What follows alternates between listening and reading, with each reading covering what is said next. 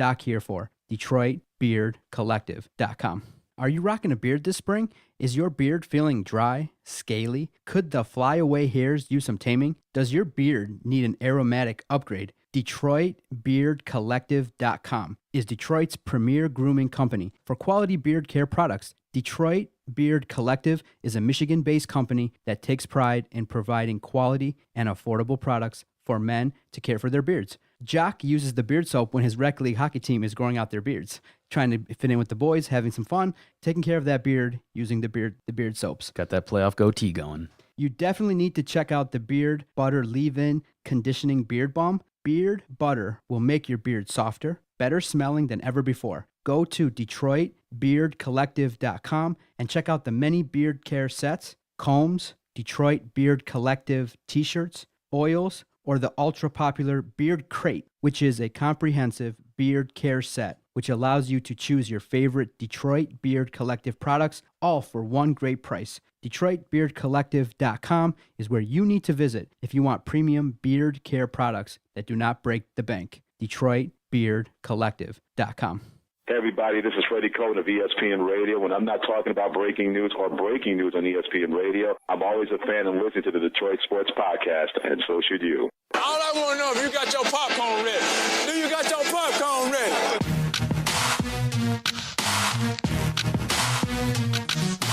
5 seconds left in the game. Do you believe in miracles? Yes!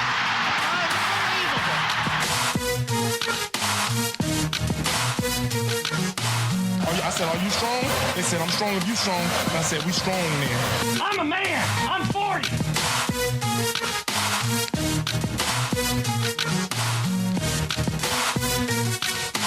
Darren McCarty gets his shots in at Claude Lemieux. And look who came all the way out to try to help. Patrick Waugh. Oh, my goodness.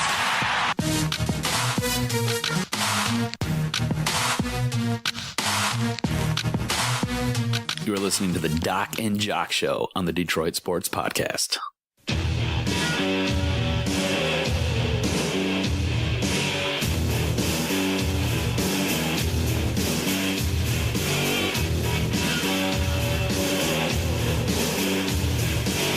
comes the axe, and here comes the smasher, the demolition, walking disaster, pain and destruction. Are you the axe and I'm the smasher? Is that how this works? Yes, sir. DetroitSportsPodcast.com presents to you the Doc and Jock Sports Podcast, episode 92. I am the Doc, John Macaroon. Joining me, my favorite co-host, Adam the Jock Strozinski. What's up, cuz? What's up, cuz? Welcome to the podcast. It's going to be another great episode. Love sitting here on a great afternoon talking Detroit sports. Nothing else I'd rather be doing. Sipping on some iced coffee, relaxing, getting a chance to break down the Tigers, a little bit of the Lions, some national news, and getting a chance possibly to talk to one of the local hosts here that I listen to on the radio. I can't wait to do this podcast. It really is the highlight of my week, and I really enjoyed doing it. We're covering all bases here. We're like Miguel Cabrera blasting home runs. We're covering every single base there is out there today. This is going to be a jam-packed podcast. This is going to be a lot of fun today. Yeah, we're going to talk Tigers. We're going to look at some of the weaknesses that we've observed in the last week. Also talk about some of the strengths. We're going to talk about the Red Wings, what's been going on with this Mike Babcock circus. We might get a chance to talk to 97.1's own Jeff Rieger. Stay with us. He might dial us up and break down what's been going on with the Red Wings. How have they handled Mike Babcock? And maybe if he has some insight regarding what team Mike Babcock might end up with. Yeah, it's going to be interesting. I know he's got a lot of strong opinions on the whole Babcock situation, and I kind of want to know what he's got to say about it because he's been on the airs in Detroit, and he's just kind of been hammering Babcock. Well, maybe not hammering him, but he's got his own point of view on it, and I think it's interesting, and I think there's a lot of credence in what he says. So it'd be nice to talk to him and see how he's feeling about it. How's everything been going with you, man? Outside of the, watching sports and breaking down everything been going good at work, marriage, everything going decent? Work's a disaster. Me and the old man at my job got into it the other day. But besides all that, I threw my back out. I was at the gym and I was deadlifting and I was feeling really good about myself the other day. I did 520 and I was feeling like a grown ass man. So last week I was like, you know what? Let's load it up and I put 565 on the bar, and I went to go pull, and my form was really sloppy, and I heard like 5 loud pops and a snap in my lower back, and I've been really medicated lately, so... Oh my God! Yeah, it hurt, dude. It was brutal. I know it's the first time that I've told you about it, but yeah, it hurt like hell. Oh my God! Man, cuz 565 pounds. I don't think I've lifted 565 pounds in all the weights I've ever lifted in my entire life. Look, man, I got to be the jock of the show, so I got to go, earn my stripes in the gym. Ooh, so you're kind of on the disabled list, sort of. Sort of. It's really sore right now, and the doctor gave me this crazy medication. I thought he was just going to give me like some Vicodin and a muscle relaxer. He gave me something else, and I told the wife, she's a nurse, and she was like, just be careful when you take that. And I was like, okay.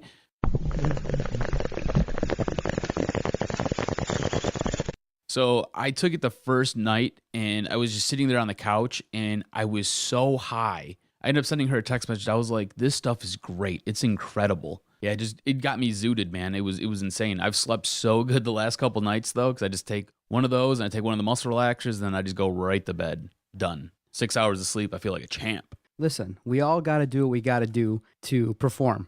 Some of us have to deflate footballs. Some of us have to take pills. We all got to do what we got to do to feel like we can perform at the peak level. And here at the podcast, we are not going to suspend you. We won't test you at all, and we won't judge you for kind of coming in here under the influence of something. Well, I'm good. I'm good right now. I'm in a lot of pain right now because I've been waiting to take my pill because I don't want to get sleepy on the mic and pass out. And all you hear is clunk. So I don't want that.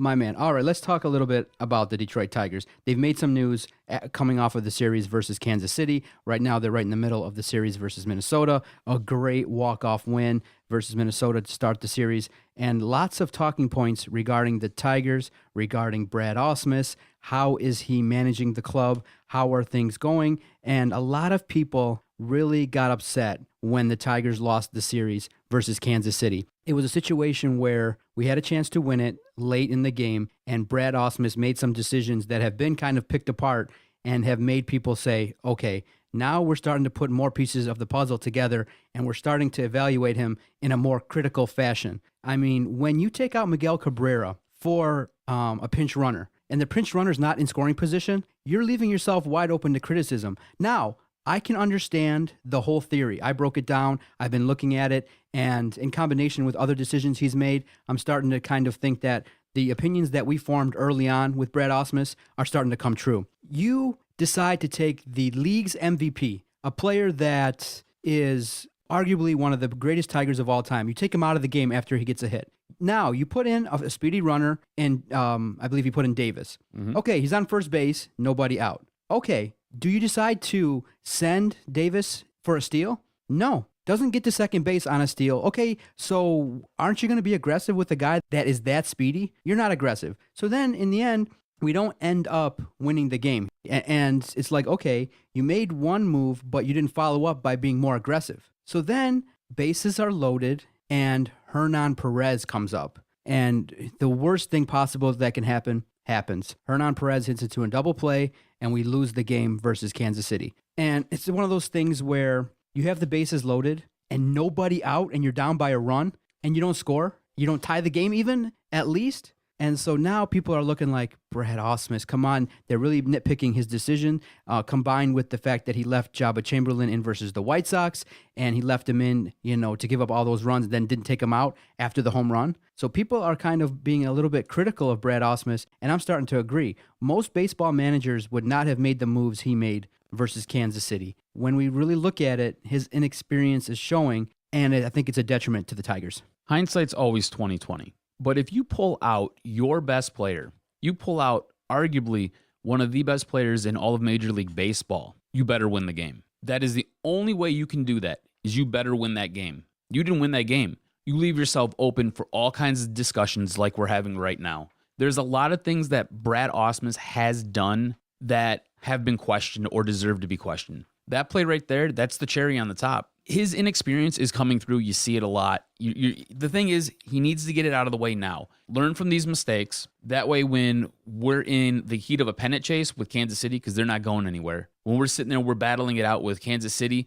in game 150, whatever, you don't make this mistake again. You need to learn from this mistake. You need to move on and be happy that we're only one game back of Kansas City at this point. That was a must-win series. They needed to come out of that series ahead. They came out behind. We've now got some makeup work to do.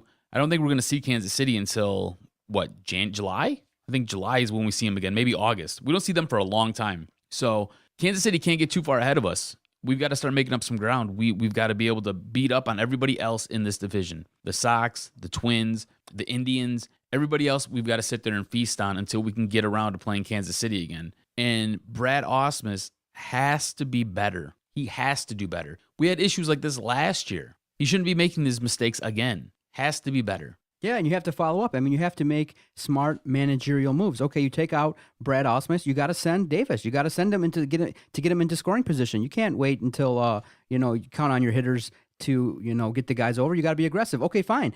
He gets to second base, then you don't make an attempt when Davis has been really successful trying to steal to get to third. What are you doing? I don't understand. You have to be a little bit more aggressive, and this has been the secret to our success when we've won games: being aggressive, stealing, and then you take your foot off the gas after you've made the decision to pull your best player, and it just backfired. And then that brings into question the whole organization's use of Perez.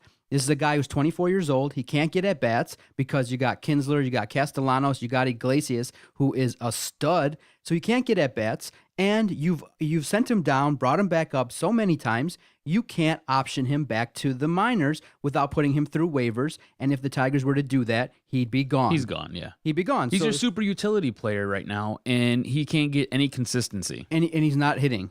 And that's just one of those things where the organization's use of him is questionable. But Brad Ausmus, I think when you look at it right now, he's the weak link for the Tigers. He's the piece that is the biggest impact in terms of detriment to the team. It's Brad Ausmus.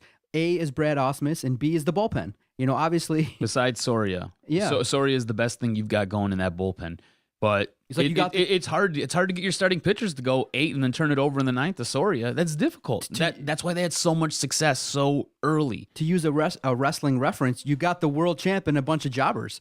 Basically, that's about it. That's what it is. You got the showstopper. You got the guy, Soria, pitching lights out, going to earn a massive contract. He's going to be the closer, I think, for the next several seasons. He's done his job. And then what else you got? You got a bunch of guys that are questionable. And it's like a roller coaster. You have to kind of wait and see what's going to happen, and are they going to be up, or are they going to be down? And that puts a lot of pressure on the starters. In the middle of the lineup, hold on, don't let the middle of the lineup off the hook. They've been extremely inconsistent. Extremely. Miguel Cabrera is probably the best thing you got going there, but even he struggled at the plate. Victor Martinez, when he's up there with his robotic knee, he looks okay 50% of the time. JD Martinez, he hit a home run the other night. Thank God. That was his first home run, I think, in 2 months. So that's inconsistent. You've got Yoenis Cespedes. That guy doesn't like taking a walk. So the middle of that lineup is brutal right now. It's very inconsistent, and that, I think, puts a lot of stress on those starting pitchers. And I think we're going to sit there and we're going to hammer these guys, because these guys, they've been inconsistent. I think this entire team's been inconsistent. It's the word of the day, inconsistency, the word of the day. The starting pitchers, besides Kyle Lobstein, I think he's been your most consistent guy. What's that say about your starting rotation? Yeah, but this was supposed to be a strength of this team. Yeah, but Simone had a great pitching performance versus Minnesota. Green came back, pitched very well versus Kansas City. They have been ups and downs. Here's a question. Here's a question for you. With Alfredo Simone and Shane Green, do you really believe in what you're getting from them right now? Do you feel like it's smoke and mirrors? Do you feel like you're living on borrowed time? I feel like I'm living on borrowed time with those guys. I feel like at any point the floor can just give out and you're going to tumble all the way into the basement. No, I agree with you that we have to see a little bit more. The sample size is small, but I like what I've seen with Simone.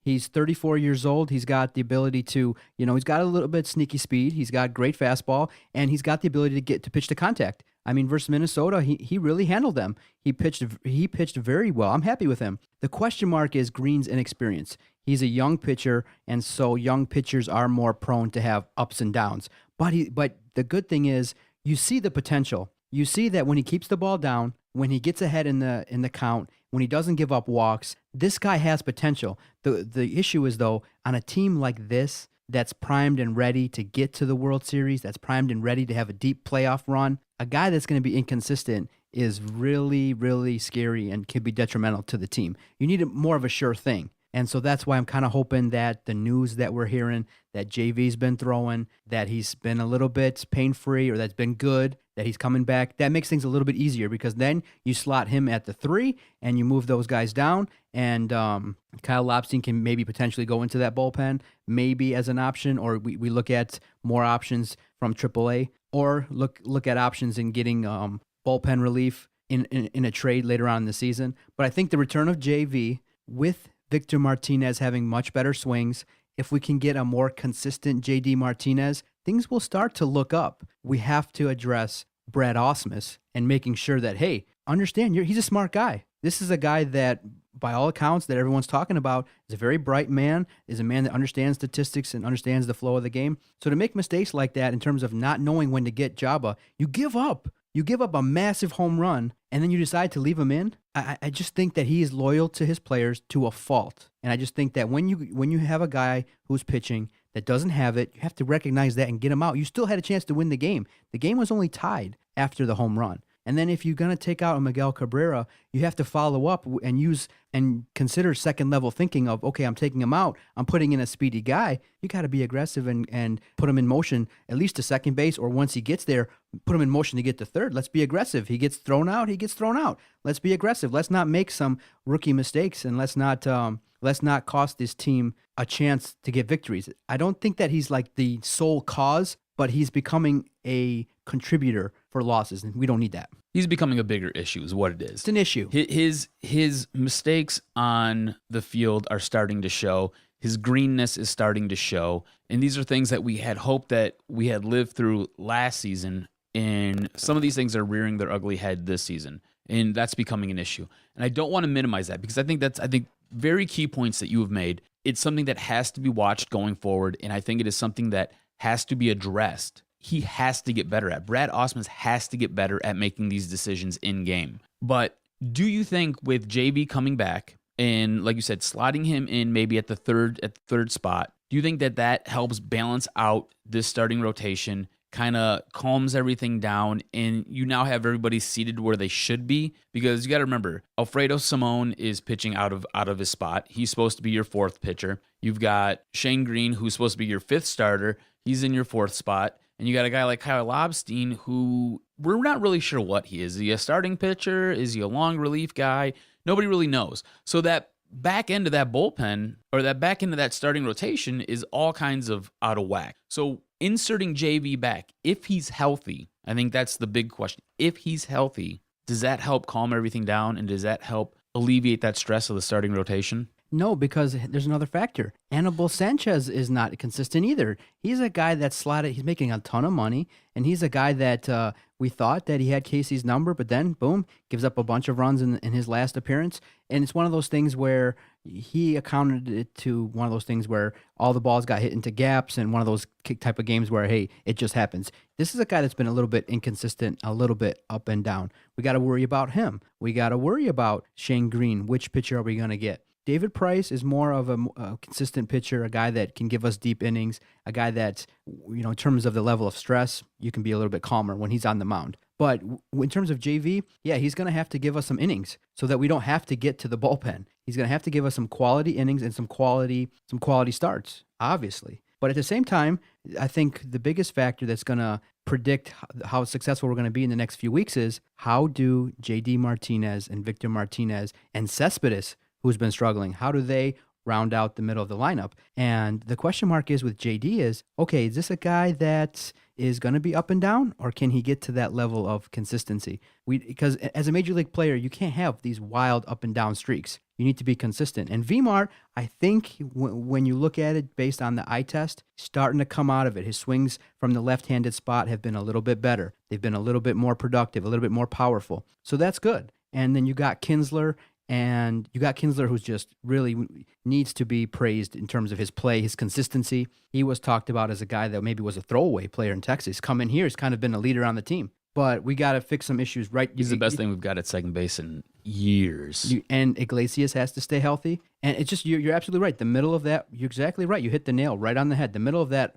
lineup is struggling. And now, to look at an injury, Alex Avila went out. And I think that injury could potentially be detrimental to the team because early start to the season, he was hitting, getting key RBIs, had some power.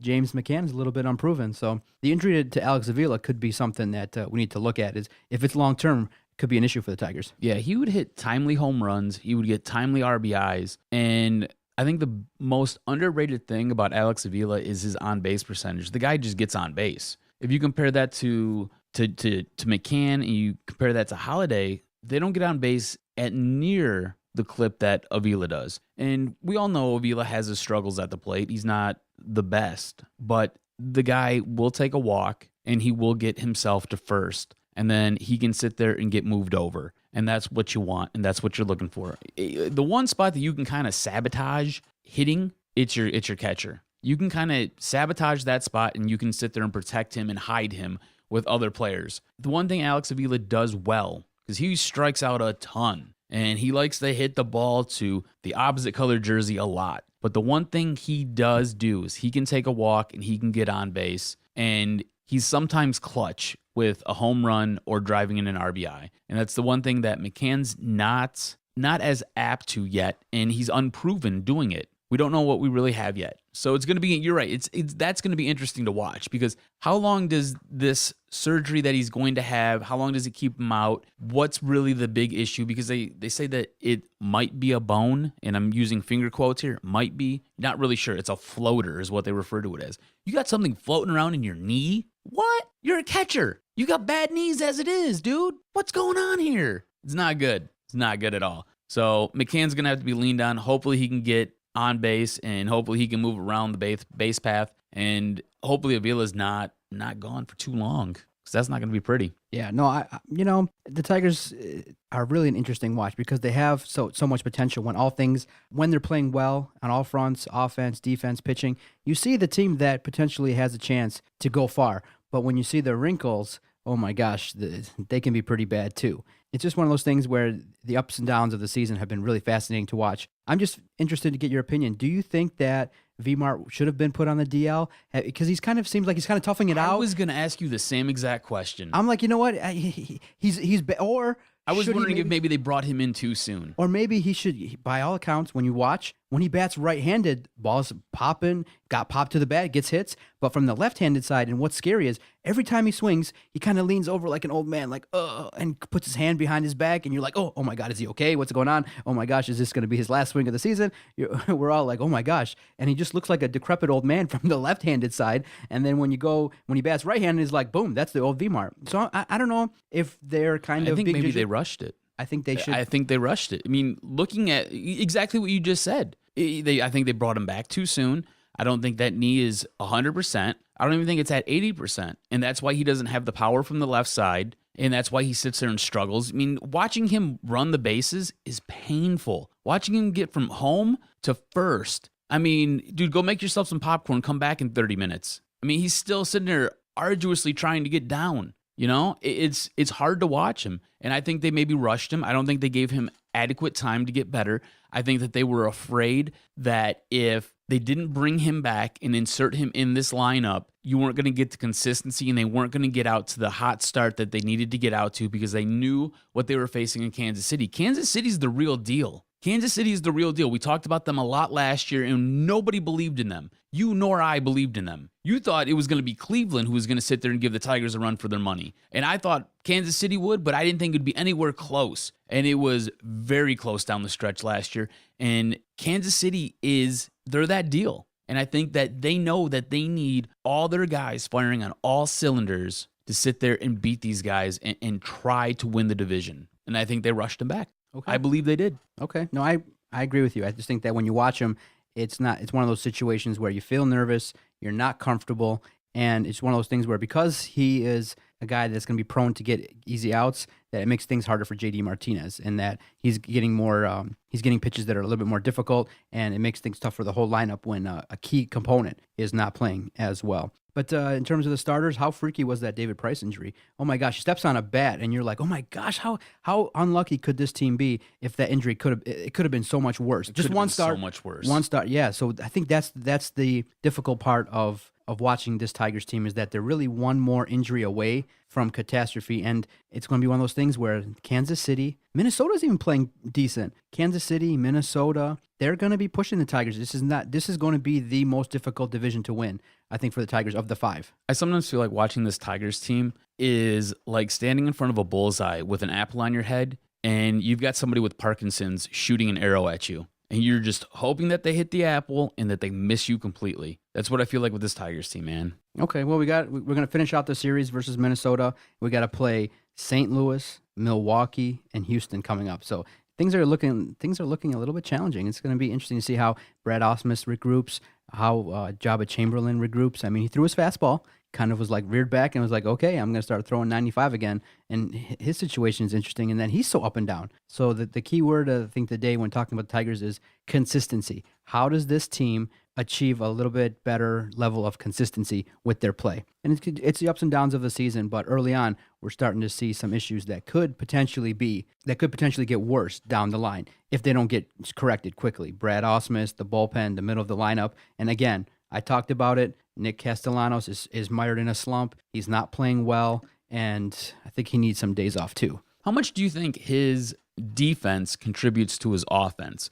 Meaning that when he has a rough time in the field, when he goes up to bat at the plate, his confidence is low, and he doesn't swing as well, and he doesn't maybe wait for the pitches that he should swing at. Do you think that happens with him? That's an interesting point. I haven't really thought about that. In terms of his ability as a player, I just think he needs to get out of this funk. I think he needs something to spark his confidence. And yeah, it's one of those things where if he did make a great play in the field, it might spark his offense. I don't think that, when you make a mistake in the field, that carries over, in my opinion. He's pressing. He is not waiting for his pitch, and a lot of pitch. Now, if you watch baseball in general, there's a new stat going around. There's a new thing that people are looking at in terms of how to efficiently get on base. They're saying that when you swing, when you swing at the first pitch, the batting averages are going up. As the pitcher goes deeper into the count, second and third pitch, the advantage goes back to the pitcher. So a lot of people are being a lot more aggressive, and so you're getting into 1 and 2 strike counts rather quickly. That's what's happening with Castellanos. He's being a little bit aggressive. He's not waiting for his pitches, and once he gets to 2 strikes, the odds of you getting on base go way down, especially for him. He's only batting like around 220, and it's tough to watch because, like I said, I'm just basing it on his potential. It's tough to watch what he's going through offensively, and he could be a key part because if a guy like that can get on base and can add to the lineup, that's just a bonus. But he's mired in struggles, and I think that as a player, he needs to improve. And I just wonder if maybe he should just relax a little bit, take some more pitches, and not be so aggressive and swing at the first pitch. A lot of players are doing it because they've shown that if you swing at the first pitch, the batters are gonna get the advantage, and that's just what's happening. Yeah, I totally agree with you. He needs to take a few more pitches. His on base percentage is not good. It's like middle to bottom on this team. So he needs to be a little bit more patient at the plate. He needs to look for his pitches. And don't just go up there and swing at everything. I, however, do think that a lot of it's confidence with him. When he messes up in the field, I think he maybe takes that to the plate with him his next at bat. He gets down on himself. If he can tighten up his game in the field defensively, maybe like you said, make just an outlandish play, something that Iglesias does, just a miraculous diving catch or something like that. I think that could maybe spark his game at the plate, maybe give him that confidence, let him get up there and make him feel better about himself, and maybe then he can make contact with the baseball. In the paper today, Brad Ausmus, I was reading that he called the offense anemic. And that's just that's a good way to describe it. And I just think, though, when you look at the Tigers, their track record shows that things are going to turn around. They're not going to be like this forever. They're going to turn around once the weather gets a little bit warmer, once the competition kind of eases up. I do think that we're going to have a chance to turn things around on offense and get back to more consistent winning ways. I have confidence in the Tigers. I mean, these are some things that are great to talk about and break down when we talk about our Tigers. But with the leadership in that clubhouse, they are going to be a stronger team. They're going to be a team that is going to be there. I mean, it's a good team. By the way, I lied to you. Nick Castellanos, his on-base percentage is actually the second worst on the team, only behind Hernan Perez. Of course. It's horrible, dude. It's not good. Yeah. He needs to be more patient at the plate. Okay. We'll see what happens, and we'll see what happens. I just think that with a little bit of improvement in managing, with a little bit of improvement with the offense, then things will turn around. We'll be a little bit more positive with this Tiger team. All right, stay with us after the break. After we give a little love to our sponsors, we'll play a round of The Doctor is in Session. Jock has great questions lined up, and I'm ready to deliver. Doc and Jock, episode 92, DetroitSportsPodcast.com. All right, cuz, let's check in with one of our favorite sponsors, Sport Displays Jersey Mount. The Sport Displays Jersey Mount are the easiest and most affordable way to proudly show off your favorite jersey, uniform, sweater, t-shirt, or costume. With its unique design, Sport Display Jersey Mounts are the only hangers on the market that can be mounted to any surface.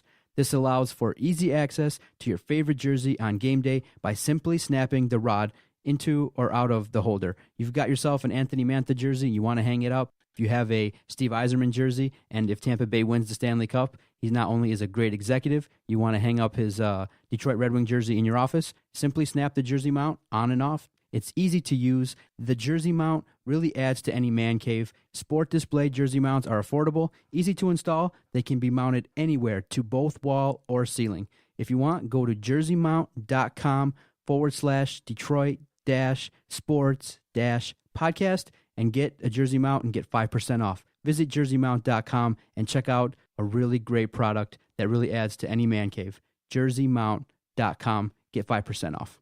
If you're a fan of Michigan, cuz, then you have to check out uofmdiehards.com. Check them out on Twitter. Check out their Facebook page. They are a page that's dedicated to all things University of Michigan. They follow every game. They follow recruits. They have great interviews. uofmdiehards.com.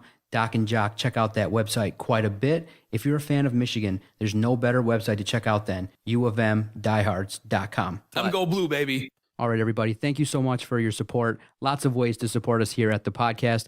If you like what you're listening to, if you enjoy the podcast, if you want us to continue to provide great content every Monday and Thursday, if you want us to continue to take phone calls, just go to our website, DetroitSportsPodcast.com. Click through those banner links. Lots of great online deals. I know everybody that's listening likes to save money. DetroitSportsPodcast.com. Click through those banner links, bookmark them, and every time you shop online, nothing extra happens. You get charged no more money. But when you shop online through DetroitSportsPodcast.com, they kick us back a little something, and we can continue to provide great content. DetroitSportsPodcast.com. We greatly appreciate it. Yes, sir.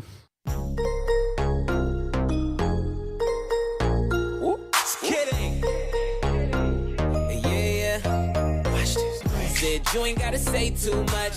Hate when you say that I play too Is the king of the couch ready? Hold on, before I'm ready to deliver the goods. Yes. I got some flack for this. The Motor kidding? The guys from the Motor City Sports Rant gave it to me. They were like, Vinny Stubbs, Yeah. host of the Motor City Sports Rant. V-Steezy.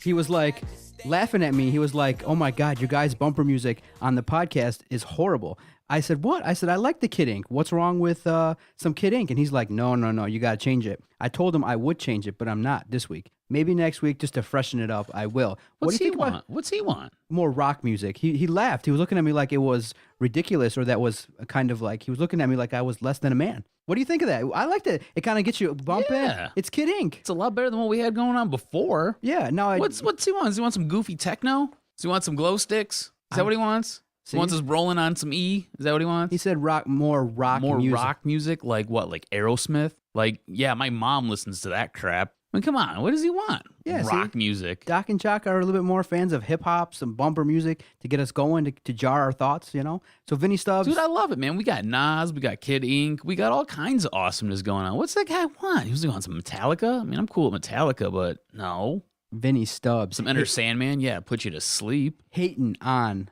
the Doc and Jock bumper I'm gonna music. have to have a talk with V-Steezy. What are you going to do? Check out DetroitSportsPodcast.com. The guys at the Motor City Sports Rant every Monday. They bring the noise. They do a great job. Vinny and Jason really love Detroit sports, and they try to break it down from a very unique perspective. All right, cuz I'm definitely ready Because to... Vinny's head's in his ass the whole time. I think he's backed up. I think the theme of the month is Vinny Stubbs is backed up. We try to let him, relieve some tension on the podcast, but he just is backed up. What are you going to do? Yeah. All right, I've been waiting all week for this. This is what we call The Doctor is in Session, where the Jock presents 3 great questions, and the Doc brings the noise and gives great opinions. Doctor's in session right now.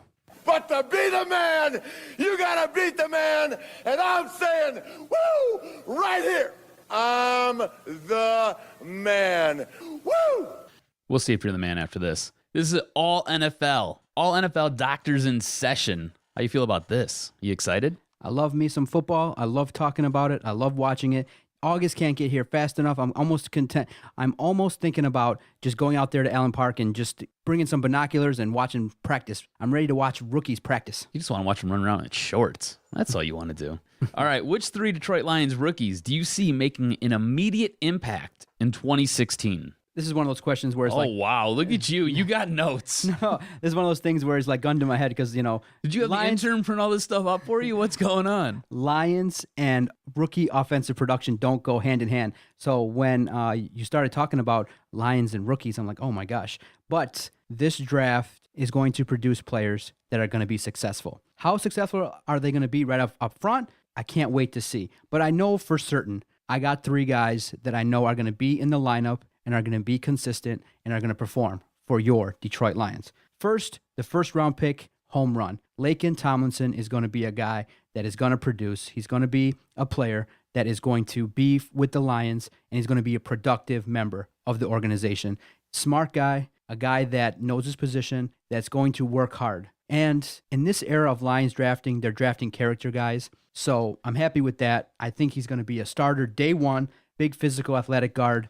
Laken Tomlinson, I'm going to say it. I think he might make the Pro Bowl. He better. I think he's going to make the Pro Bowl. I think Matthew Stafford, the sack numbers are going to go way down. Number 2, I disagreed with you. Drafting a damn guard in the first round. I disagreed with you a little bit in terms of your questioning the fullback. I understand. I questioned it too. But when you do a little bit more research, you understand what the role is going to be for him. He's going to be a smash mouth run blocker. So I think he's going to have a chance to be successful. You take that in the 5th round? Yeah. You take that in the 5th round? You need value in the 5th round. You need a guy to make an impact. This guy's coming in just to run and knock people over. Come on. No. He had one carry his senior year for 2 yards. The pick 168 is going to be successful with the Lions. He's going to set the tone for, he's going to be Joik Bell's best friend. You're going to see them together. I think you got a new tandem. Joik Bell, Mike Burton are going to be the next big thing. Burton and Bell, huh? Burton and Bell, the moving men. Exactly. They're going to picking yards up and moving the ball down the field. Joik Bell for fantasy guys, pick him up.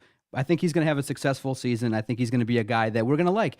In Detroit, we like that. We talked about it all the time. We've talked about it on several podcasts. We wanted to see the Lions line up with a big, huge offensive line and smash the football down people's throat. That's what we're used to seeing. And I think with a guy like Mike Burton, we're going to see that. So I think he's going to be the second most productive player. Third, I listed Auburn defensive tackle Gabe Wright. I like that he has the most potential to have some success early on just because of his athletic speed, his ability to run down running backs, and I just think that he's a guy from a winning organization. Of the draft picks that are going to be successful, I got Tomlinson, Burton, and Gabe Wright. The biggest question marks, obviously, are going to be Stanford cornerback Alex Carter and Nebraska's Amir Abdullah. I couldn't put them in the list of being successful yet because, corners take a little bit of time to develop, and we have to worry about the fumble problems for Amir Abdullah. I thought for sure Abdullah would be in there. All right, out of those 3 that you named, which one's going to have the biggest effect on the team? It's a 2-part question. The biggest effect on the team, I think, is going to be Laken Tomlinson. They targeted him. They were willing to trade back, and they got good value for him. And I think that when you build a football team, you have to build from the trenches, offensive line, defensive line. And so far, everything regarding Laken has been positive. This is a guy that is, loyal to his country. He wants to do bigger things. And he's a guy that's going to make the coaches happy. I think he was a safe pick. And right now, in the era of safeness with the Lions in their drafting, they got a guy that is going to be a key part of several facets of the offense. Remember now, we're going to run a sophisticated offense, but a little bit conservative, on the conservative side. So what are we talking here? We're talking, quick passes, lots of screens. You need a good offensive line to run those kind of plays. And a guy like Laken Tomlinson will make things easier all around for the Lions. You're going to see more effective screens. You're not going to see guys getting into the backfield as much. If you give Stafford maybe that little bit more time, then he can find the open receiver and give us a chance to have more success on offense. So that's why I think his pick is imperative, and it's imperative that he succeeds. So please, I've put it out there. if within 3 games he tears his ACL, we're never talking about players again. We're just going to give our opinions. I'm saying within three games, if he blows out his ACL or he's done for the year, I'm never saying a player's name again, and I'm never commenting. I'm just going to use positions and numbers. What if it happens on game 4? That would be hilarious if it happened on game 4. Because, everyone says this is a good pick. We need him. We need him bad. So He's got to pan out. he's got to pan out and play all 16 games. All right. Let's move on to a little bit more of a national scope here in the NFL. What are your thoughts on Tom Brady and his 4-game suspension for Deflategate? Man, I really want a Spartan and I really want a Lions fan perspective. Yeah, it must have been a damn slow news cycle to be talking day in, day out about Deflategate. It already happened. We're talking about giving up cell phones. We're talking about who said what to who's throwing who under the bus. And it's one of those things where I did not go into full depth regarding what happened and things like that. Tom Brady deflated footballs. Did he cheat? Most likely. Did the Patriots organization benefit from it? Most likely. But you don't benefit by blowing out a team that you were that much better than. I don't think that Deflategate, in terms of the level of examination, exploration that it's getting, is worth it. Now, the factor is this: integrity of the game. He got caught. So I'm not, in totality, I believe you should, as a football player, do what you can to gain any advantage you can within the rules. So now people like Jerry Rice are coming out and saying, hey, I use sticky on my hands. Some defensive linemen are oiling up their jersey so they're not as accessible in blocking. Aaron Rodgers has said he's manipulated the footballs. In this situation, he got caught. He needed to show a little bit more reconciliation instead of defiance. They did an investigation, and boom, he got suspended. People are going way in depth regarding how long the suspension should be. How does this compare to Ray Rice? What's this mean regarding his legacy? Personally, doesn't faze me. I believe you should do that. If you're not cheating, you're not trying. I fully believe that. Now, in part of you're not cheating, you're not trying, you definitely have to cover your tracks much better than he did. 100%. I mean, the investigation showed that there were some text messages. You don't text people.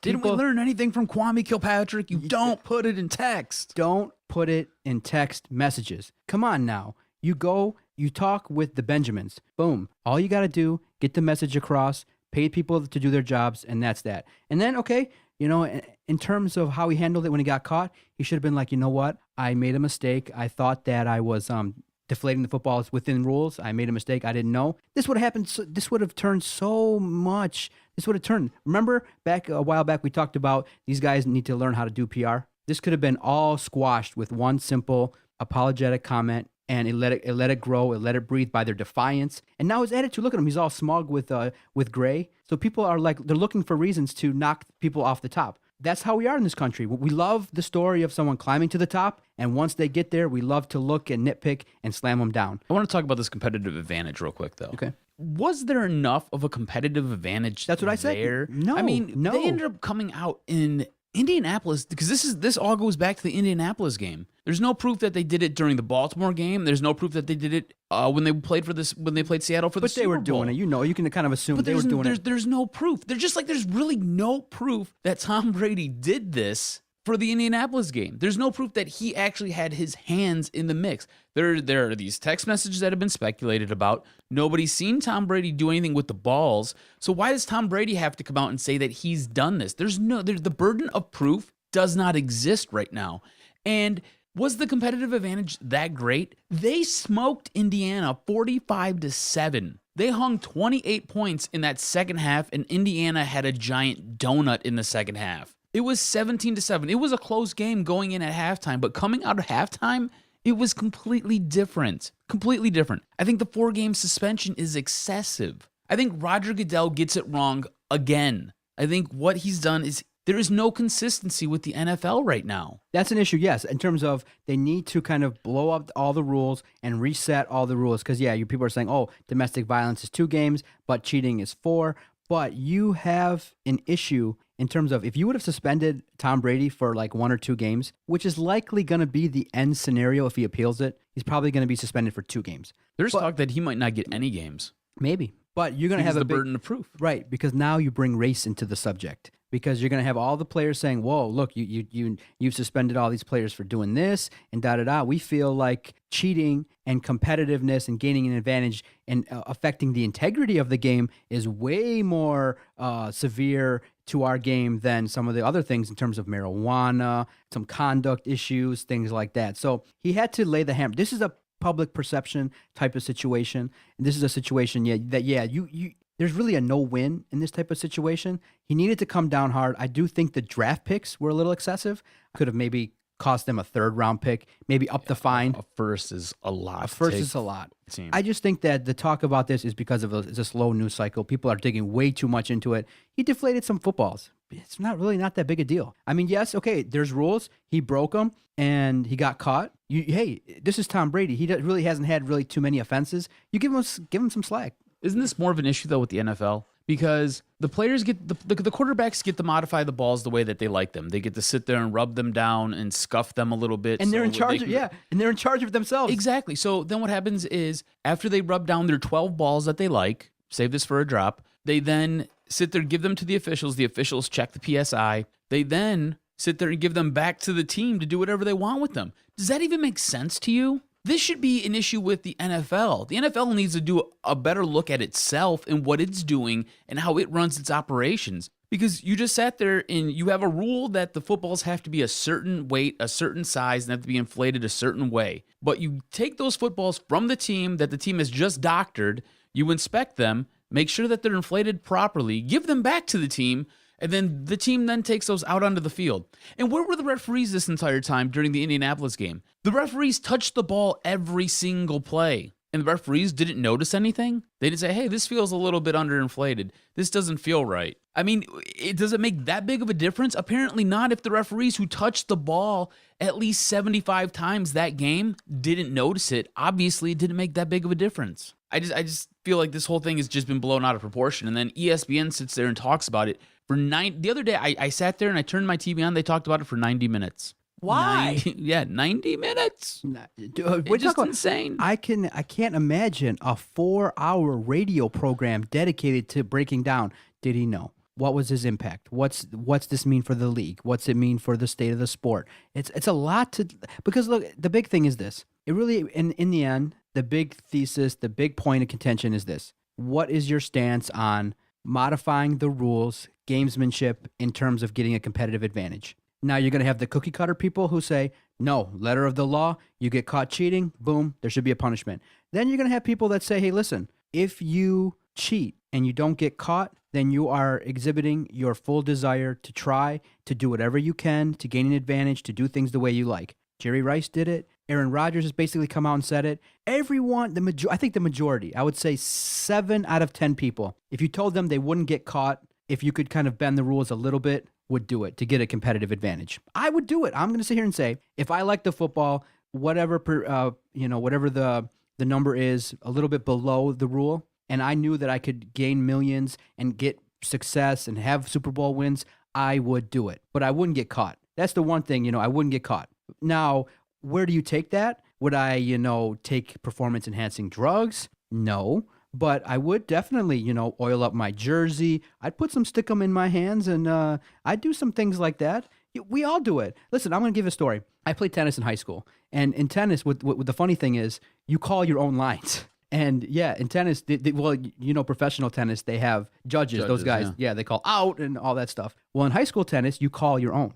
And so now you see me now, I wear glasses. So my vision wasn't that great. So there's kind of, the rule is if the ball hits the line, it's in. But most of the time when it hits the line, it's coming down so fast, you're not going to know. So I had a simple rule. If it hit the line, I called it out.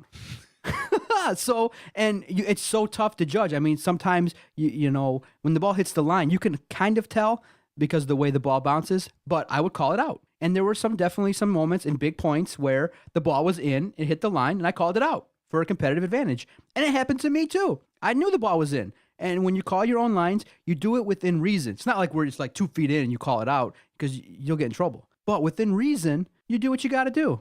And it's competitive. You want to win. Just win, baby. Al Davis. It's ingrained in this country. Just win, baby. Whatever you got to do. And if you're stupid enough to get caught, you have to present yourself in a much different tone than what the Patriots did. I mean, Tom Brady definitely should have went with the simple, you know what, I didn't know the rules exactly. My fault. I deflated the footballs a little bit, and I thought it was to my liking. I thought it was kind of an industry-wide thing, and if it was below, I'm fully sorry. If he just says that, I'm sorry, I made a mistake, this is not talked about. It's done. But because he's cocky, and because the Patriots are now the team that everyone loves to hate, this is what's happening. It's his fault. This has been a very profound Dachshund session. Doc cheats at tennis all day. All right, moving on. Does this taint Tom Brady's legacy? Does this issue affect him going forward? And when we look at him years down the road, when he's enshrined in Canton, will there be an asterisk by his name saying that he underinflated footballs for the purpose of cheating the Indianapolis Colts that they ended up blowing out 45-7? I don't think it's going to be an asterisk, but some people it'll be brought up. Just like with the home runs, just like with some other outside issues in baseball, it'll be brought up. It'll be one of those things that will be included in the narrative when the hosts are talking about Tom Brady. They'll just have to say, there was that issue with the footballs, and a lot of people were looking at the New England Patriots funny. It'll be talked about. I don't think it'll taint his legacy. He had rings beforehand. This is a team that has a lot of talent and a lot of potential. But the organization that's going to be tainted is the Patriots. I mean, you got Spygate 1 and 2, Deflategate. The organization needs to do some major PR work to kind of now take itself from the level of cheating organization to respectable. Tom Brady, he's a great quarterback. He's a hero. He came back from that injury that took him out for a majority of the season several years back. He's a great player. He's led his team to multiple Super Bowls. He did what he did. But the organization as a whole, the Patriots, on that level, they need to kind of do some more work to repair their PR damage. But his legacy, it'll be talked about, but he's a great quarterback. He's always going to be in the debate of the all-time great NFL quarterbacks. Like you said, the Patriots as an organization have this aura about them that they do whatever it takes to win, even if it means bending or breaking the rules into smithereens. As far as Tom Brady's legacy goes, I think some players might look at him differently, but I think this is all just I think it's kind of a witch hunt right now. Maybe it's just because I'm a Michigan fan. I don't know. Maybe it's because I'm a Tom Brady slap. I don't know. But that's all I got for you. Great Dachshund session. Profound. I love finding out that you're a cheater in tennis. Yeah. What are you going to do? You have to be open and honest. And I'm willing to do it. If you can cut corners and not get away with it athletically, you should consider it. I mean, I'm not gonna lie and say I didn't do it. I did it, but it wasn't like I was the only one. You think I just came up with it on my own? I knew everyone was doing it. No, I'm sure everybody else was doing it too. Yeah, a whole bunch of cheaters over at your school. Yeah, East Detroit. What? Yes, sir. That's all I got for you, brother. Great job. Let's give a little love to one of our sponsors, and let's take a quick commercial break. Jeff Rieger on the line when we come back from 97.1 FM, The Ticket here in Detroit. He's the pre- and post-game host of the Tigers and Wings, longtime radio host. He'll give us great insight regarding the Red Wings, and I'm glad he's on the line. Jeff Rieger, after the break, stay with us. Doc and Jock, episode 92, DetroitSportsPodcast.com. Definitely check out the guys at the Detroit Sports Nation, DetroitSportsNation.com. Great website. They are unbelievable. They are killing it on Facebook. Give them a like at their Facebook page, Detroit Sports Nation, and definitely check out their website, DetroitSportsNation.com. Our collaboration with them has been excellent, and they continue to be a strong presence here on the podcast because they bring the noise and they have great content. So thank you guys again. We can't thank you enough.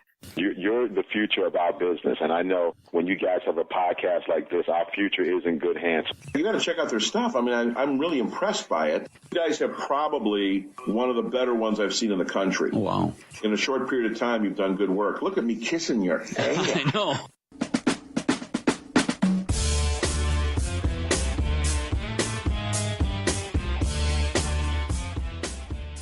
On the line with us right now is the locker room voice of your Detroit Red Wings and Tigers, 97.1 The Ticket's own Jeff Rieger. What's going on, Jeff? How you doing? What's going on, guys? Good to be with you.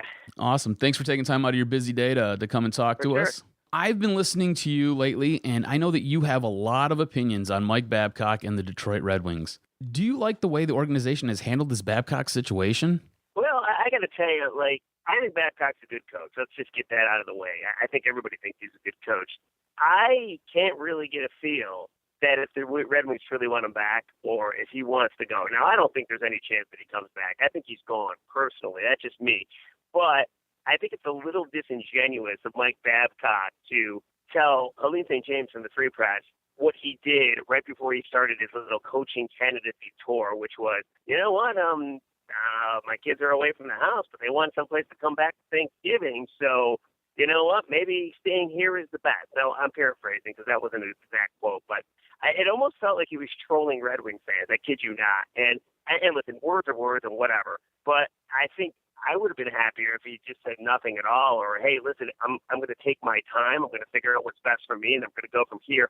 Nobody can blame Mike Babcock for what he's doing. Everybody would do the same exact thing. Why won't you look at your options? You know, Buffalo and Edmonton and Toronto. Why wouldn't you go and see what people are offering you? And they're probably more money than the Wings are going to offer you. But I just find it very bizarre the way he handled it. And then I didn't like, too, when people tracked him down in Buffalo and he refused to talk. I mean, you are the top free agent in the NHL.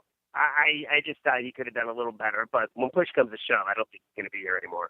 Doesn't it feel like he's dating every girl at the prom and then taking them back, sleeping with them, and then trying to decide who he wants to go home with?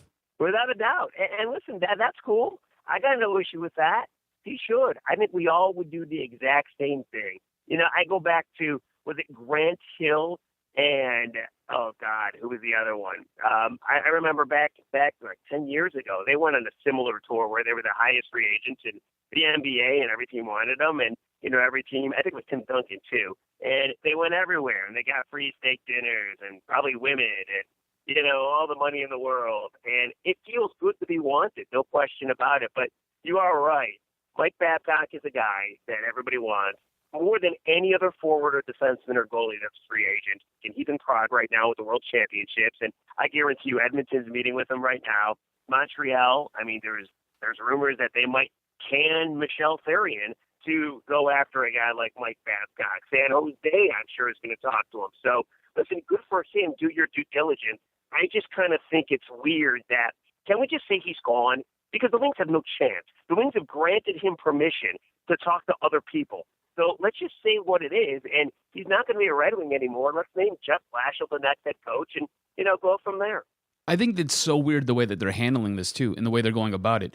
I don't think in all of my years being on this earth, I've ever seen a coach do this or an organization act like this where they've sit there and they've given their head coach permission to go discuss options with other teams and then come back to them and sit down back at the bargaining table to kind of discuss what his contract should or might be. This is totally bizarre to me. I've never seen anything like this. Well, it could be one of two things. I mean, obviously, they could say, and it's kind of what the Lions did with Sue, or at least what you thought they were doing with Sue. The only issue is that either Sue never gave them a chance to match, talking about the Lions, or the Lions didn't really want to match. We really don't know the whole story. But as far as the Wings are concerned, I think it's one of two things. I think it's Ken Holland saying, listen, we really want you, and we get you're in a pretty great spot. You're 52 years old. Everybody wants you to. You're going to make a ton of money. The coaching fraternity wants you to make a ton of money because that means they're going to make more money down the line. So this is what you do. You take 2 weeks. You go to the World Championships with me, but in the meantime, talk to everybody. Find out everybody's offer, then come back to us and see what's up. He did say at the exit interviews that money is no option. So maybe that is the plan, and, you know, just maybe Ken Holland says, give us last crack. Let us match, and let us give a pitch once you get everybody else's pitch. I think we deserve that. And then you figure out what he does. The second thing could be maybe they're done with Mike Babcock. Maybe they don't want Babcock back. Let's be honest. I mean, listen, again, good coach, fine. But 10 years in the room, the message does grow stale after a certain point. They've lost in the first round 3 of the last 4 years. Now, it's hard to blame them for last year with all the injuries, but still, nonetheless, look at this year. This year, I talked to so many people. They all believed he was coming back when they were winning. They went on that West Coast road trip. They went 4-1-1. Life was good. They came back, and they could not win back-to-back games for the rest of the season. It's at that point where people started to change their mind and saying he's not coming back. So there is a chance, and I think it's a good chance, even though nobody really talks about it, that I think the Wings are ready to part ways, too. They can go get a guy like Todd McClellan, who used to be Babcock's assistant, did a heck of a job at San Jose, just got fired, probably wasn't his fault. First time they missed the postseason. He'd be a good coach. Go get Jeff Blashill in Grand Rapids. You know, his team's still playing. He's coached all these younger guys, Nyquist, Tatar, Peter Mrazek. The list goes on and on, Riley Sheehan. You could go get him as well. And I know money is not really a factor, but they locked him up for more money, and they denied other teams for talking to Blashill. So he could be the next coach. So I think the Wings are at a point where, you know what, we got Babcock for 10 years. We got a cup out of it. We got a Stanley Cup final appearance out of it.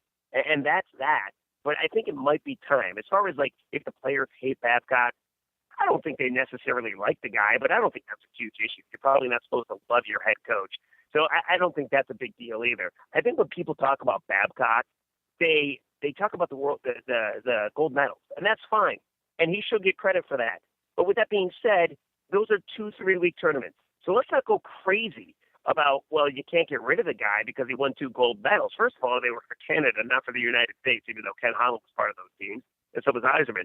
Second of all, 10 years is a long time. And, you know, I'm rambling here, but I heard the guys on TSN.ca say it, and that was a good point. You know, the Wings replaced Scotty Bowman. They can replace Mike Babcock. Exactly. And you basically laid out what Adam and I talk about several times on this podcast. Maybe with new leadership, with the insurgence of new young players, this team can get a fresh start and make the road again to the Stanley Cup. Talk a little bit about head coach Blashill in Grand Rapids and his ability to work with the young players here on the main roster. Should he become the next Red Wing head coach? Well, I think he's got a little of both, right? And listen, I don't want to do a disservice to Wings fans or to Babcock because, I mean, the guy is a special coach, talking about Mike. So, you know, it's very possible that the green is also grass around. The grass is always greener on the other side for Wings fans as well. They might be ready to part ways with Mike Babcock. There hasn't been a whole lot of rumbling of like, hey, we want this guy to stay. But then when Blashill comes or whoever else they hire, you know, it might not be as good. So that is a possibility. And I think Blashill could be fine. I do. I mean, I think there's something to be said about the fact that he was an assistant under Mike Babcock. And then he obviously was sent to Grand Rapids, and he's done a tremendous job there. And I think the plan all along has been once Babcock leaves, wherever he goes, that Blashill's the next guy in waiting.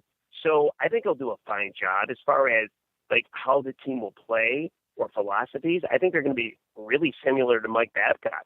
I think the one thing you have with a guy like Blashill, and it's a good thing, is number one, he's coached the majority of this team.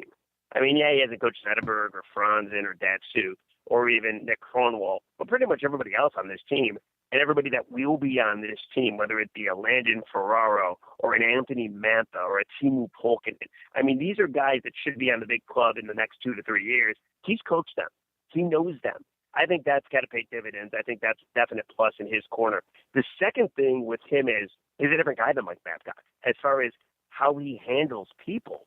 So maybe a lighter approach does wonders for the veterans. I don't know that for a fact, but I've been told that he's just as good as Babcock, according to people that are around him. So what else are they going to say? But he's also handles things a little different than Mike does. Mike rides you. There's no question about it. And that's cool. It's work. But I'm not sure Blashill's going to do the same thing. And when you're coming at from a guy that does it to a guy that doesn't, maybe that helps. Who knows? But, you know, that's what they said about Dave Lewis. Dave Lewis is a player's coach, and that didn't work out either after Scotty Bowman. So we'll wait and see. I do believe this organization drafts so well, they develop so well, they're going to be fine with whoever they choose, whether it's McClellan or Blashill. I think those are the top 2 candidates. But let's also not forget, guys, that Ken Holland needs to go out and have a nice offseason. You know, for the last 3-4 years, no doubt, I'm sure it hasn't made Babcock happy. You know, they haven't got a big-time free agent, whether it be a Miskinen or a Zach Parise or a Suter. I mean, the list goes on. And I think that's going to have to change come this offseason. There's no doubt in my mind, and I don't know this for a fact, but there's no doubt in my mind that Mike Babcock was not happy with some of the ways this organization was put together in the last couple of years, whether it be, hey, no Xavier Ouellette making the big club, or I can't get out of my mind. He made the comment when they made the playoffs. He said, if you were going to tell me this club was going to make the playoffs, I wouldn't buy you. And again, I wouldn't buy it. And again, I'm paraphrasing, but that seems to me like it might have been a shot at Holland. I don't know. But I think Blashill will do a fine job. Do you think that what you just said kind of leads into Mike Babcock's decision, basically being able to go out, get the groceries, and then going into the kitchen and making dinner? Well, I don't know. He says he doesn't want to be the GM, so I believe that. I do. He seems like a pretty honest guy. I will say this, though. Does it help if he goes to, let's say, Edmonton? All right. They're going to get Connor McDavid, yeah. Yeah, Connor McDavid. My goodness gracious. Guy's a stud. They're going to get, it's been a long day. They're going to get Connor McDavid, who everybody says is like a franchise changing player. Obviously, he's going to get a ton of money, and I'm not saying he's going to go there, but a lot of people he's worked with on Team Canada are there as well running the show. So Edmonton is going to spend to the cap, as Detroit does. Mm-hmm. And you also know that they are going to, A, use Mike Babcock as this big chip. Like, oh, my God, look who we wooed away from Detroit. And B, they might be a little more aggressive free agent-wise, knowing that they have a coach that probably demands that. I think if you look at the Wings, I think Babcock said it himself. He was very honest. He said Datsuk's getting older, Kronwall's getting older, Zetterberg's getting older. I think he thinks about that. And Mike Babcock is no dummy. He wants to go to a place that, A, he gets paid a lot, B, they talk about you, and C, probably most importantly, you win. Because at 52, you're probably thinking about your legacy. So, and I know Pittsburgh's not interested. But if you have the choice to go to Pittsburgh or Detroit, you'd probably say Pittsburgh, right? Because the talent right now is better. Buffalo or Detroit. Talent's better in Detroit in the big club, but they have a belief that the talent's going to be better in Buffalo. Toronto, Detroit all the way. I've always thought this, and again, I can't back it up, but I think the big three factors with Babcock is he wants to win, he wants to get paid, and he wants to get talked about. I know it bothers the Wings. It truly does that the Detroit media talks about the Wings when there's a goalie controversy, and they talk about the Wings when they're doing those silly topics of, is it still hockey time because nobody's showing up to the Joe?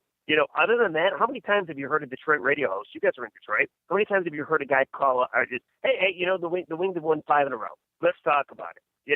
Let's talk about Gustav Nyquist. Let's talk about the power play. It doesn't happen all that much. In Toronto, it would happen. In Montreal, it would happen. In Edmonton, it would happen. Okay, now, Jeff, I get your point exactly regarding, the level of involvement with the fans here in Detroit regarding hockey. But the Red Wings have, by all accounts, a new wave of young players that are going to take the next step. You have Tatar, Nyquist, you have Mantha, you have Dylan Larkin in Grand Rapids waiting to come up to the NHL level and play. Talk a little bit about the young players and also answer this too. Should Timo Pulkkinen have been on the roster in the Tampa Bay series?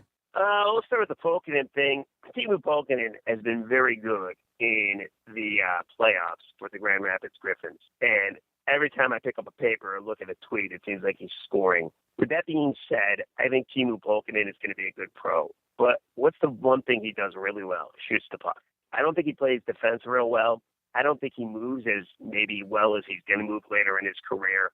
I'm not so sure that hockey IQ is there yet. So, it's nice to say when you lose a series that, yeah, you know what, Timo Pulkkinen should have played. And listen, I'm not saying it would have hurt, and it probably wouldn't have been a bad idea. However, I'm not going to kill him for not bringing Timo Pulkkinen on the big club. It's kind of like, a couple years back when Mike McDonough was finally healthy, and everybody's like, play McDonough. You got to play McDonough. Babcock played him, and he was a -1.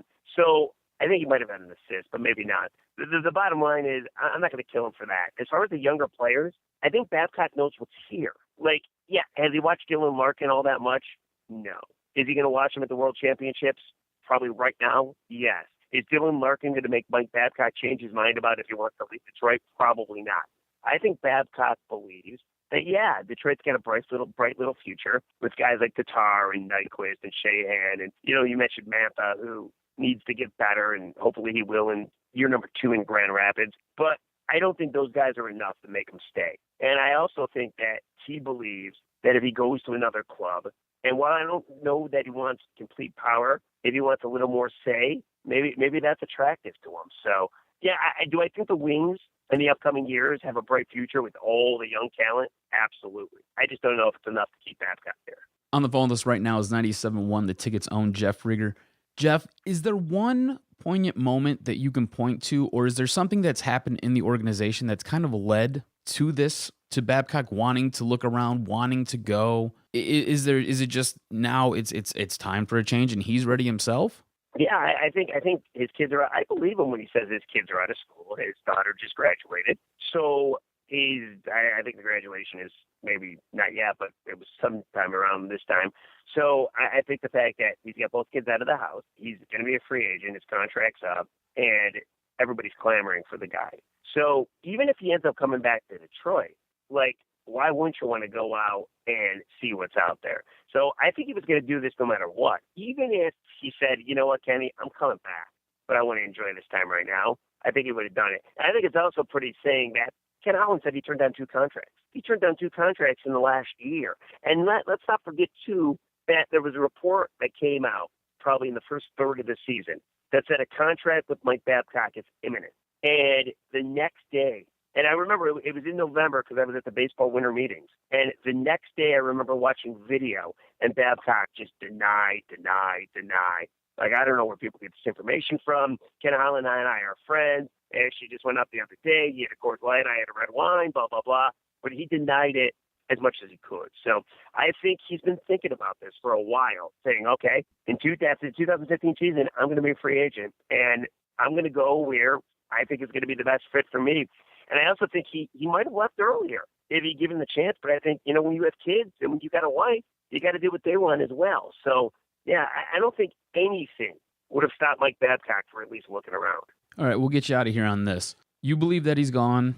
I personally believe that he's gone. He's interviewed with the Buffalo Sabres and the Toronto Maple Leafs. The Edmonton Oilers have interest. The Philadelphia Flyers have interest. San Jose has interest. The Devils have interest. Which team does he end up with? Oh, isn't that the million-dollar question? I think... Look into your crystal ball. Still kind of think it's Edmonton. Even though Edmonton has put out a rumor saying, I don't know, that they would wait for Mike Babcock and they might just go with Todd McClellan. Now, they haven't yet. In fact, nobody's been hired yet. So that might be just total BS. But I think Edmonton is a good fit. Babcock, he mentioned Saskatoon a lot. That's 5 hours away from Edmonton. He would own the Canadian media, which he loves anyhow. They're going to get Connor McDavid, which everybody knows should turn out to be a great player. They have some young talent. They are developing young talent. And there's a lot of familiar faces on that staff already. Not to mention they will pay whatever he wants. I think Buffalo could be there too. I just don't see Mike Babcock going to Buffalo. I don't. Now, I'm sure they talk about the Sabres a whole heck of a lot in Buffalo. But for some reason, I don't see Buffalo. I know he's met with Shanahan in Toronto. I thought Toronto early on, but when you look at the disparity of talent from Toronto to a Detroit or from a Toronto to an Edmonton, I think it's pretty glaring. So I think Toronto might be out of the mix. The only way I could see Toronto is, and I don't know if Mike Babcock wants a challenge, but if he does, what a challenge that is. To turn around Toronto, get him a perennial playoff team, and then maybe win a cup there, he'd be more of a god than he already is. But didn't him and Shanahan butt heads when they were player coach? Didn't Shanahan and Babcock butt heads though? When Shanahan was here? They did, but you know what? Shanahan wants him, and I think once he realizes that Shanahan's his boss, that you just kind of figure it out from there. I don't think that would, like, if Mike Babcock wanted to go to Toronto, I don't think just because him and Shanahan didn't have the greatest relationship while he was a player, I don't think it would alter that. So I'm going to say Edmonton. Even though Philly, I hear Babcock is interested in Philly. So Edmonton or Philly, I'm going to go. Let me give you a few stats here to bump up your Edmonton. Edmonton's got 6 top 20 picks on the roster. They've got 3 first overall picks on the roster currently, and then you can add Connor McDavid on there as well. So plus you got Pete Chiarelli. He's a Stanley Cup winning GM, and I think him and Babcock might work well together. So I think you're right on with Edmonton. Plus, you also have to remember too that there are some teams in the NHL that don't want to spend to the cap. They will, without a doubt. Yep. They'll spend to the cap, and they're loaded. They'll give Babcock whatever he wants. Not to mention, you talk about like Toronto Maple Leafs starving for a winner. The last time the Edmonton Oilers went to the playoffs, was it the year they beat the Wings in 2005, but in the first round when they had Dwayne Roloson as their goalie? So, could you imagine at a press conference trotting out Mike Babcock? That's their Jim Harbaugh. Same thing with Toronto. Anybody that gets this guy, and this is why I think he goes to a Canadian team, and I think it'd be so much bigger in Canada, or I think it means more. Like if Philly trots out Mike Babcock, I'm not saying they don't care about the Flyers, but they're still talking more Eagles and probably still more Phillies than they are about the news. Flyers, right? Probably more Sixers as well too. But with Edmonton, that's a show. He's the only show there. You're absolutely right. Again, I don't know if that matters, but I would assume it does. You're absolutely right. I feel like they would throw a parade the moment that they got him. That'd be huge too. Yep. Just like Harbaugh and Ann Arbor. Yep, exactly. Jeff, we want to thank you for taking some time out of your day. I know you're on your way down to the ballpark right now. Enjoy the game. Good luck with those Tigers, huh? Absolutely. Guys, it was a pleasure. I have no idea if I was right in anything I said, so there's my disclaimer. That's all right. All we wanted was your perspective. Thank you very much for coming on. All right, guys. Take it easy. Care. Again, just want to thank Jeff for speaking with us, taking some time out of his day. He was down on his way to the Tigers So he was busy. He's always a busy guy. Check him out on 97.1 The Ticket. He does the Red Wings pre and post game. He does the Tigers pre and post game. He's always in the locker room stirring up some controversy. You got to love Riggs. He's great like that. Also check him out on 97.1 The Ticket. He does a great show. He's usually on nights. Normally when I'm waking up going into work, I'll catch him just as he's wrapping up his show. So check him out. Doc, that was a great podcast. I mean, jam-packed. I mean, what are we at? We're like at 2 hours now. It sure feels like we've been doing this for 2 hours. It's crazy. It's good stuff, man. Got lots of kind of stories that have a little legs to them that are going to develop in the next couple of weeks with the Tigers. How are the Lions rookies going to progress? What's going to happen with the Tigers going forward in their series versus these teams? Ooh, good stuff. And you got, the Pistons going to rebuild. We're going to see how they do in the draft. We're going to see a lot of issues kind of come to fruition, and we're going to get a chance to break it down on this very podcast. Love doing it. Doc and Jock podcast every Thursday. We've been doing it for 92 straight weeks without a break. Dude, I love it. It's just one of those things where we get a chance to break down Detroit sports in our own way, and podcasts are the wave of the future. And I love it now that more and more people are talking about it. I read this great article on Forbes regarding podcasting and how you develop a relationship with people. I really do want to thank the fans and the listeners who definitely interact with us on our Twitter page at Detroit Podcast. I want to thank those that are visiting our website, and thank you to those that message us regarding, our weekly shows and interact with us. It helps us to do a better job to know that, hey, there's people that are waiting and downloading this episode week after week. So thank you to those that do listen, and thank you for those that interact. We definitely do it for you. I mean, we'd probably still do this if people weren't downloading or listening, but it means that much more knowing that people are actually out there taking an interest in what we've got to say. And I love the Twitter back and forth with people. It's insane. It's great. I love it. I know a lot of people didn't like my takes on the Lions draft, and that was a lot of fun. And I know that you're always out there stirring up controversy or claiming that I'm a woman or I have lady bits. So that's always a great time too. So text message us on the Twitter machine or on Facebook, Instagram. Follow us, find us, talk with us. We interact with you. We're one of the most interactive